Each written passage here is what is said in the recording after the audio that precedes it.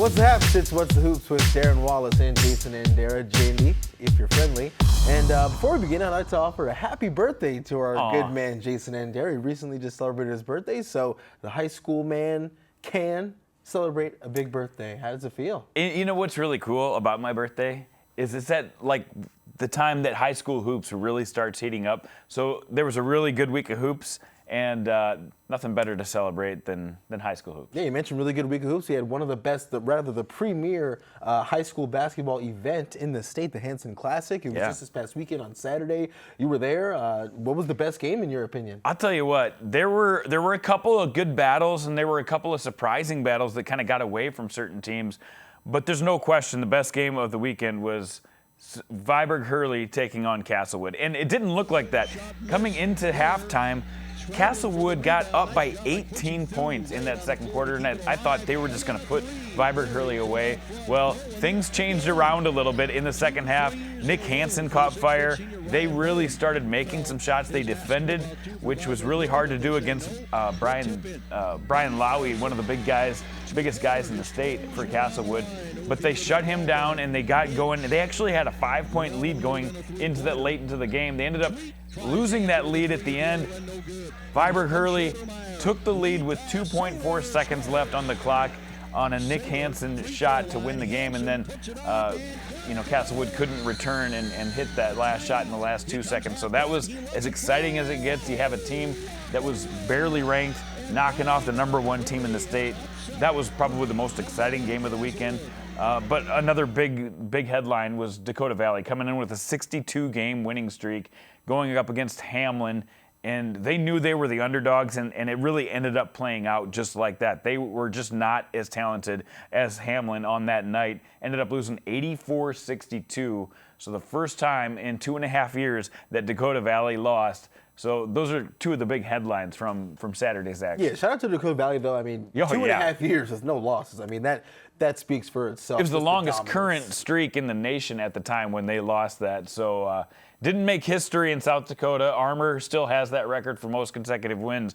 But, huge shout out to them. Very impressive showing by them. And also huge credit to Viborg because with the new rules in high school where now when a team enters the bonus, there's no longer a 1-and-1. It's automatically 2 free throws. Exactly. That eliminates a huge comeback factor for a lot of teams. So to go down by 18 points with these new rules and still come back and win that game, that's incredibly impressive. That's a 20-point swing to do that. It was interesting, too, because Castlewood had a foul to burn on that game go-ahead shot, and Viborg Hurley kind of played back like they thought they were just going to get fouled. Nick Hansen, credit to him, he took it right to the hoop and made it happen before Castlewood could foul him. So, those foul rules, it makes it a lot harder to come back, and they still got it done. Yeah, changing the way a lot of these teams play nowadays. Let's move on over to, we got some records. We talked about Dakota Valley not being able to break the South Dakota winning record, but Jim Bridge, he's going for a record of his own. He's got 629 career wins. He's going for 630 on Friday against Bridgewater Emory. This is his 44th year of coaching. Just talk about this record and how impressive it is, because I don't think people realize, I mean, you do play, 20 to 25 games in the college season, but as you can see, you got to coach for a very long time to get these numbers. Just a shout out, what a great guy, first of all. Jim Bridge has been just a constant. He's stayed young to be able to relate to these players and coach for so many years. He, of course, is the one who came up with the Hanson Classic, and that's actually one of his biggest legacies, but even a bigger legacy now at 629 has tied Dawn Seiler, one of the legends in South Dakota high school coaching on the girls' side. You mentioned he was in his 44th year, 39th year as the head coach. He's also done some assistant coaching in Springfield, Bonhomme, Winter, and Armour, but to coach 38 years as the head coach of Hanson and to have the same assistant coach in Kim DeRouchie for 32 of those years. I mean, that tells you people want to come to practice and want to play for this guy. You want to be around Jim Bridge and what he's done, just winning teams every single year, no matter what the talent is. I mean, he hasn't had that state championship type of team, but he's had state tournament type teams almost every year. And just a huge credit to what Jim Bridge has done. Yeah, continuity goes a long way, especially at the high school level. And then to note, you mentioned Dawn Seiler. She was 629. and 244 in her career, and that's she was a girls coach. And then the boys record for wins belongs to Larry Luchins. He finished his career 748 and 305, and Gary Munson is also up there in the record books at 672 and 288. So long way to go for that. But I mean, these are just some really impressive. You're right. You talk about Larry Luchins, Gary Munson, Don Seiler. You're talking about some heavy hitters in South Dakota coaching. And it's going to be a while before he can maybe catch Luchins. I doubt he will. But on the girls' side, to stick with girls basketball and do such a fantastic job over those 38, 39 years of head coaching, just a huge shout out to Jim. Yeah, very impressive stuff. Now, Jandy, it's time to make your case. We look at the media polls every week, the top 5 teams in each of the sections, AA, A, and B on the boys and girls side for basketball. So there's 15 teams that received at least one first place vote. That's a lot, by the way. I mean, at this point in the season, we're usually starting to agree on who the top team is. 15 different number 1 votes. That kind of drew my ire this week. Yeah, it shows kind of maybe the parity that exists in the high school basketball world right now. We'll look at boys AA. Mitchell, Roosevelt, and the Harrisburg all received number 1 votes. Roosevelt, though, winners of 6 straight, and one of those wins coming over Harrisburg in that streak. So who do you think is the true number 1 in AA? Okay, so all these people are voting these teams number 1 for a reason. I'm going to make the case for each one of these teams, and then I'll tell you who I voted for. Mitchell, I think they've got the best defense right now. Their only loss was an overtime loss to Harrisburg, one of those top 3 teams, so you got to give them some credit. But on the negative side, they've played all but 2 of their games right home at the Corn Palace. So we'll see what they do when they start hitting the road against some tough teams. Harrisburg, they lost to a 1-loss team from Tennessee in the Hoops Classic, where that's almost a one that you give them a freebie. That's a really tough team. And then they lost to Roosevelt last week, which of course shows you where they're at. And then Roosevelt, on the other hand, they're 5-1 against teams over 500. They've played a tough schedule and they've gotten it done. But their negative is they've lost 2 games to teams outside that top 5. So they're vulnerable against, almost anybody at any time, but they've been beating the good teams. So who did I give the number 1 vote to? I gave it to Mitchell. At this point, I think they're the strongest team. I think Roosevelt maybe is the team you watch for over the next month to overtake them. But since the beginning of the year, I've been voting Harrisburg number 1 up until they lost to Roosevelt this week. So I've got Mitchell, but I could see where you could make a case for all 3 of these teams. And of course, Roosevelt, one of those losses came against Lincoln in the Pentagon, where they were shut out in that first quarter. That's right. They ended up, like the rest of the game, they ended up outscoring Lincoln, but that first quarter would kind of be their undoing. So you got to imagine, what maybe scoring 5 or 6 points in that first quarter could have done. And maybe we're looking at, instead of an 8-2 team, looking at a 9-1 team. And then we're probably looking at, Roosevelt's the number 1 team right now. Interestingly enough, Lincoln came in as a team people were kind of looking at. Right now, Lincoln's sitting at 5-6. They lost to Washington on Tuesday night, a team that they blew out early in the season. That's not the direction you want to be going if you're Lincoln. So that's a win against a loss against a sub-500 team that doesn't look as impressive now with that 2-loss record for Roosevelt. It'll be interesting to see how these next couple of weeks shake out, with some of these teams starting to play each other for maybe the second time during the year, and that second time usually doesn't go. People see these teams play the first time and they think that it'll probably go a similar way the second time. Not always the case, as I'm sure you've seen plenty of times in high school basketball. Now we'll skip over A. Everyone agrees that Sioux Falls Christian is the number 1 team in that section. But although they will have a test here coming up in the next, they have Dakota Valley and Hamlin coming up, so we'll see if they can keep that. But you're right, everybody agrees. Right now, Sioux Falls Christian's number 1. So Sioux Falls Christian, the lone team receiving first place votes in Class A, but in Class B, Viborg, Hurley, White River, Castlewood, and DeSmet, each receiving number 1 votes. We talked a lot about Castlewood and DeSmet in particular a week ago, but now you bring in Viborg, Hurley, and White River into the mix, and especially Viborg with that comeback win over Castlewood. That shakes up a lot of the perception of these teams. So make your case for each of these teams, and who are you giving the number 1 spot to? All right, well, if you're voting for DeSmet number 1 at this point, I think you've literally just been sleeping, because they've got one of the best schedules, but they've lost now 3 games to Del St. Mary's, Hamlin, and Castlewood. So I don't know how you can seriously put DeSmet at number 1 right now. Maybe on potential. We'll give them that. Castlewood, just one loss, and that one loss came in the Corn Palace. Big atmosphere. You had an 18-point lead and let it slip away. So you almost have to give them, a game where they just weren't at their best for a few minutes in that game. It didn't make it happen. But otherwise, Castlewood has looked like the best team in the state other than that one half against Viborg Hurley. White River's the team we're not talking about. They came in and played really well at the Hanson Classic. They only have one loss in the season, and that was to a Class A team. So you really could make a case that White River should get that number 1 spot right now. No losses against Class B competition. And then Viborg Hurley, same thing. They lost to a Class A team, Elk Point Jefferson, and they're the hottest team right now, coming off of that win against Castlewood. So I think you can easily make a case for Viborg Hurley, and that's what I did. I gave it to Viborg Hurley, had the one loss out of class, and beat the number 1 team that was sitting undefeated number 1 at the time that they beat them.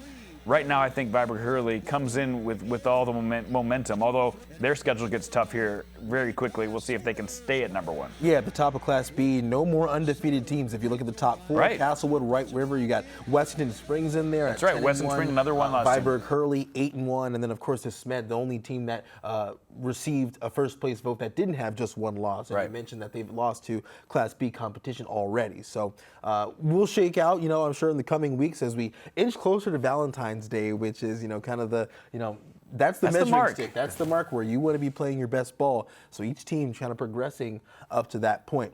We'll step away from the boys' side. Let's take a look at the girls' side. In AA, everyone says it's O'Gorman, and I think when you look at the results, who else could you put at the number 1 spot? Well, the only one you could put is maybe Mitchell. They're not getting any number 1 votes right now, but they had a really quality win against Harrisburg, and they've got a couple tough games coming up we'll talk about later in the show. But even with those wins, you still look at what O'Gorman's done and what Mitchell's done, and it's pretty clear that the Knights deserve to be number 1. Right. Over in Class A, though, you look at Siston and T area. And T obviously probably has one of, if not the best player in the state in Katie Vasika. Make your case for either team, and who do you think is deserving of the number 1 So spot? these polls come out Monday, and Tuesday after the polls came out, T area ended up losing on Tuesday night to Sioux Falls Christian. So we're not going to take that into account right now because when people voted them number 1, they only had one loss, and that was to a AA team in Jefferson. And they play 8 AA teams on their schedule. They have got a really tough schedule and much tougher than what Sisseton has played so far. So I can see why people would have voted T area number 1. Now that they've lost on Tuesday to Sioux Falls Christian, I don't think you can make the case quite as easily now that T belongs at number 1. Sisseton, however, a 34.4 scoring margin in their favor so far this year. They're 11-0. They had their first biggest test of the year on Tuesday night against Lennox. They passed with flying colors. This is a team that people are probably not taking seriously enough. And that being said, there's 2 other teams in this class who aren't getting number 1 votes, who are still undefeated in Red Cloud and Flandreau. And I think those are teams that, again, haven't played the competition to be able to be considered a number 1, but they're beating up teams. 38-point average for Red Cloud, and Flandreau getting wins by an average of 35 points right now, and they've got a future SDSU player themselves. So I know we're talking about T and Sisseton are the 2 teams that are getting number 1 votes right now, but I think it opens up a little bit if Sisseton would fall. But I voted Sisseton number 1 and have been since week 1. All right, you have it in Class AA. Also, just huge credit to when you mentioned the SDSU players. Yeah. So many of them come from South Dakota. So just the way that AJ Aaron Johnson's been able to recruit the state is pretty almost unmatched. And by the way, I've talked to all 5 of those incoming freshmen next year, and I'm going to have a feature coming out here in a couple of weeks about those 5 players and what a unique opportunity they have to maybe all be playing on this court at the same time from South Dakota for their South Dakota University. Yeah, really impressive stuff for them. We'll take a step over to Class B now, where we got really into the some of the teams in Class B on the girls' side a week ago, and we've got 3 teams each receiving first place votes in that class. Ethan, Centerville, and Lyman. Make your case for each of them, because I think, like we talked about last week, each of them does have a really strong case, so it's not exactly maybe as clear-cut as some of the other classes on the boys and the girls side where, certain teams have, a clearly more stronger case than the other. I think you've got 3 teams in girls Class B that have a very even case. I totally agree with you there. Centerville came into last week as the number 1 team. They lost to Wagner, and Wagner, of course, the number 2 team in a class above you, and they played right with them.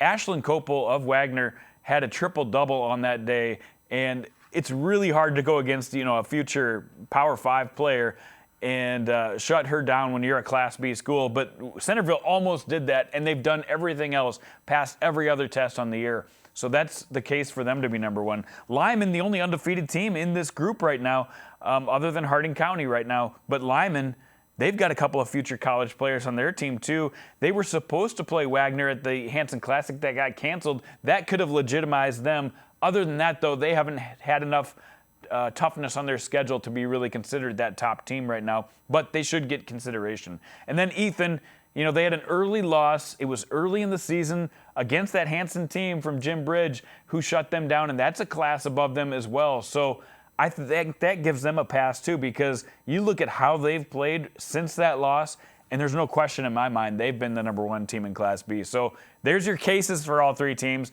I'm going with Ethan. I think they're just too tough to shut down at this point. Although I could see Centerville making their case if they ramp up their game here in the next month. Yeah, 3 really strong cases, 3 really good teams in Class B. It'll be interesting to see how it shakes out as we inch closer to state playoff time. But we do have some really big games coming up this week. Both on the boys and the girls side. A lot of these top teams starting to match up against each other a little more frequently as we inch closer to February and March. Let's preview those. On Thursday, we've got O'Gorman at Washington and Dakota Valley at Sioux Falls Christian. I think 2 fantastic games coming up later on today. O'Gorman, number 3 in the polls right now, or excuse me, number 4, Washington number 5. So those 2 teams trying to gain some ground on those top 3 teams that we already talked about. If one of those teams gets a win in this game, huge vault for them. And then Dakota Valley, Sioux Falls Christian. This was supposed to be, the game that maybe Dakota Valley would lose their streak. But now that they've lost, I think that frees them up a little bit mentally, and they could challenge Sioux Falls Christian. We saw T-Area challenge Sioux Falls Christian on Tuesday night, and Sioux Falls Christian also has Hamlin later in the week. So this could be a game where they gotta play really well. It is in the Sioux Falls Christian gym, though, and I think that gives them a little bit of an opportunity to continue staying undefeated. Yeah, getting that monkey off your back kind of lets you play more free. I think there's less talk about that is a good thing. Right.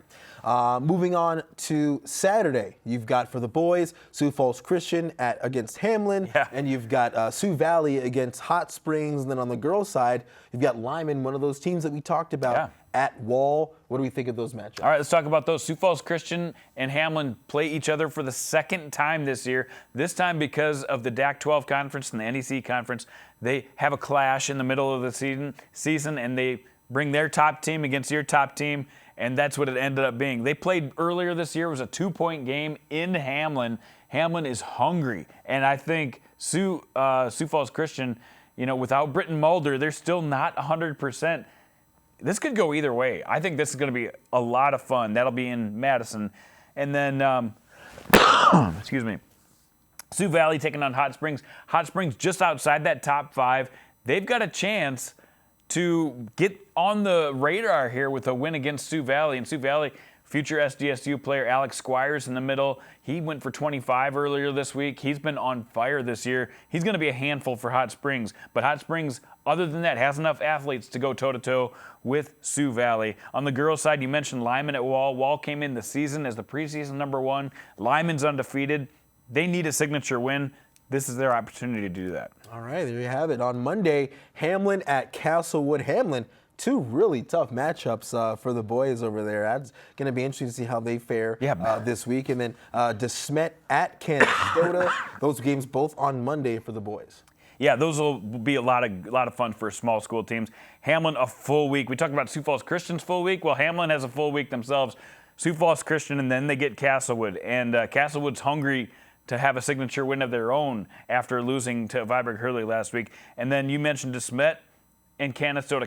And a win against DeSmet would go a long way to legitimize them. So that's one we'll be really looking forward to. Some great Class B basketball Monday night. All right, and then on Tuesday to round it out, Only one boys game, Viborg at Canastota. Yeah, so Canastota a back-to-back, back-to-back for Canastota against two of the top teams in that class. And then for the girls on Tuesday night, you've got Mitchell at Jefferson, T-Area at O'Gorman, and Wagner at Hanson. Wagner a little bit slept on, I feel like, as a team on the girls' side. Yeah, they're really impressive. They've had one of the toughest schedules, and they have thrived. Had a couple losses because they've had such a tough schedule.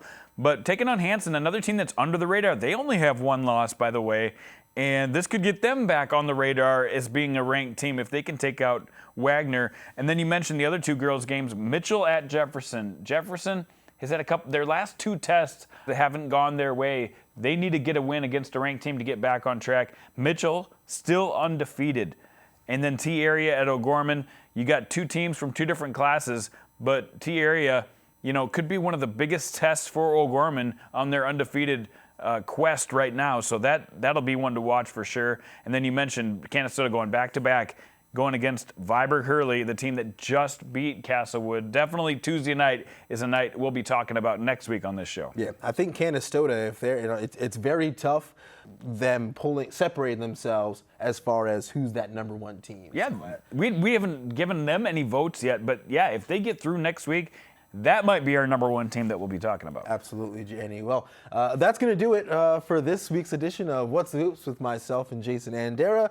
It's been a really fun season so far, and we're inching closer to February 14th, so we're really excited to see how these last couple of weeks we got to do like shake a out. special Valentine's Day show, I think. We can wear pink. We can write Valentines to each other. And we'll, more importantly, we'll see who we give the love to, because that's definitely one we're going to look forward to. Yeah, who do you love, right? As YG famously once said, who do you love? That'll do it for this week's edition of What's Hoops. Thanks for watching, and we'll catch you guys next week.